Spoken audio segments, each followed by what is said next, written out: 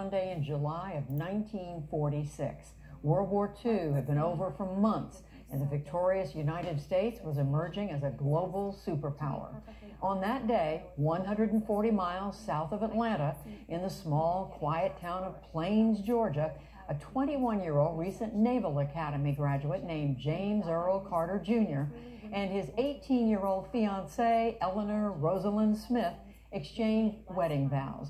They walked down the aisle of a Methodist church and into a partnership that would take them to the height of American power and all over the world. Former First Lady Rosalynn Carter is now 93, and former President Jimmy Carter is 96, making him the longest living president in American history.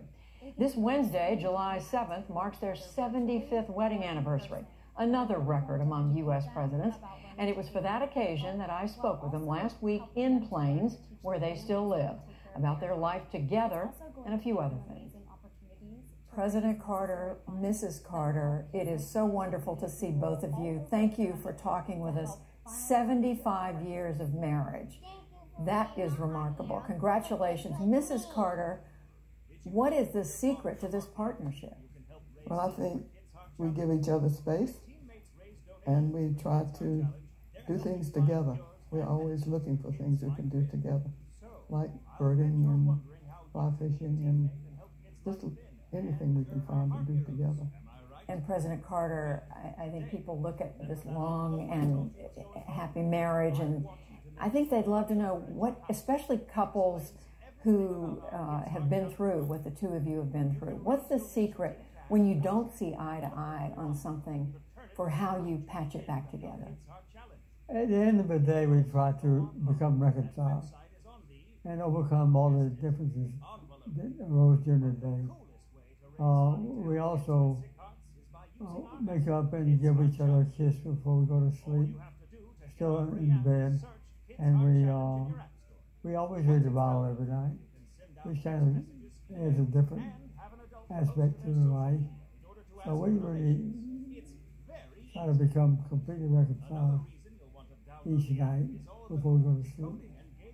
I'm asking about that, Mrs. Carter, because the story is when you were writing your book together, it was difficult for the two of you to work together.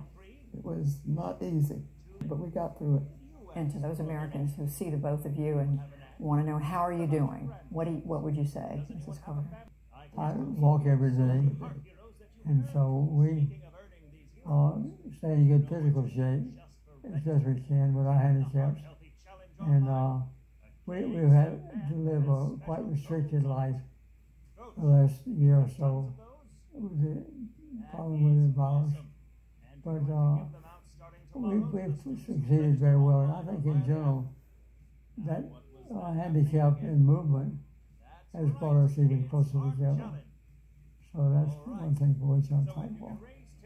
And President Carter, you have now lived long enough to see this reevaluation of your presidency. There are two new major biographies out that argue that you didn't get the credit that you deserved for so much of what you did as president, whether it was climate change, energy, human rights, the Camp David Accords, the Panama Canal treaties. How do you look on what's going on right now with your presidency? Well, I'm glad to know that people are not remembering that during my administration, we try to keep the peace and we cherished human rights. So peace and human rights were the basis for my campaign and also my administration. So we came out of the White House completely satisfied with the way we had acted in the trials that we made to overcome difficulties. And most of the time we succeeded, at least we thought we would. And Mrs. Carter, when you look at this reevaluation, if that's what you want to call it, I mean, how do you see it? Is it about time? How do you think about it? I think it's about time that people really realize what Jimmy did. And the books are helping, and I've been pleased with that. So, President Carter, there's so much to ask you both about. But as you think back on your presidency and your time as a former president, what are you most proud of, and is there a big regret you have? Well, we're very proud of having been elected and having served as president. That's the epitome of our lives, I think, in totality. And I would say that we did what we were supposed to do in the campaign. We kept the peace, and we obeyed the law, and we told the truth, and we honored human rights. Those were the things that were important to me. President Biden, you've known him a very long time. He was the first United States senator to endorse you when you ran for president. I remember. How is he doing? We're almost 6 months in. What are his main challenges now? How's he doing? Well, the immigration question still has arisen, and I don't think we've still worked out a accommodation with China's satisfaction for the long term. And the legislation that he wants to do is still under discussion. We don't know how it's going to turn out. But I think that in general, Joe Biden has done very well. And Mrs. Carter, what do you think his main challenges are? I think it's a great relief to have Joe Biden in office after what we had before, so I'm very pleased about it. Two things I want to specifically ask both of you, and Mrs. Carter, to you first. Mental health has been a primary interest to you. You've poured a lot of energy into it. And we've seen with the pandemic, it's underlined how difficult mental and emotional health is for many Americans. What is the one thing you'd like to see the federal government do to improve the Americans' ability to get the help they need? I think that making a big issue out of it would help, because I work very hard trying to remove the stigma of mental illness. And I think that one thing that has happened is that the situation has changed that a little bit, done away a little bit with the stigma. I've been pleased to see that. I think more people are seeking help than they did in the past. And I just hope that people will know that they don't have to suffer from mental illnesses. There's treatment now. Everybody can live a good life in their communities, working and leading a normal life with a mental illness. And President Carter, I want to ask you to look ahead. As you think about your grandchildren and your great-grandchildren and their future in this country, are you fearful for the United States, or are you more hopeful?